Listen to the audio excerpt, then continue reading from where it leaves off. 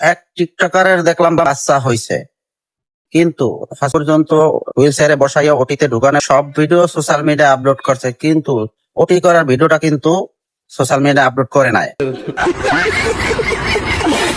ভাই রে ভাই, দিন শেষে এটা হচ্ছে ব্যবসা। সিজারের টাকা তো উঠাইতে হইবে অনলাইন থেকে, তাই না? 2 দিন পর দেখবেন এই ছোট বাচ্চাটাকে নিয়েও টিকটক শুরু করছে। সঠিক বলেছে। এটা একটা ব্যবসা, তাদের সবকিছু নিয়ে ব্যবসা করতে হবে। টিকটকারের কি একটা জীবন, বউ ব্যবসা, জামাই ব্যবসা, প্রেগনেন্ট ব্যবসা, আবার সন্তান হলে সেটা নিয়েও ব্যবসা করতে হয়। ব্যবসা আর ব্যবসা।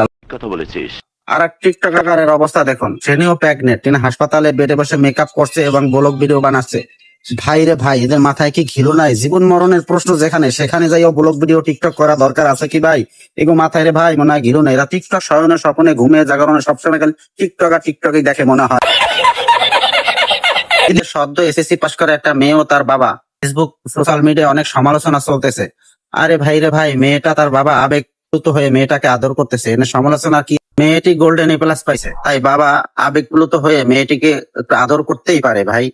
পড়ার পরে একদল বলতেছে মেয়ে বাবার ভালোবাসা, আর একদল বলতেছে ফেসবুকে কমেন্টে ভরে যাইতেছে যে বাবা মেয়ের অশ্লীলতা না করলেই চলে। আপনাদের মতামত কি? বলেন, এটা অশ্লীলতা না বাবা মেয়ের ভালোবাসা? অবশ্যই কমেন্ট করে জানাবেন। আমি বলুম না, আমার শরম করে।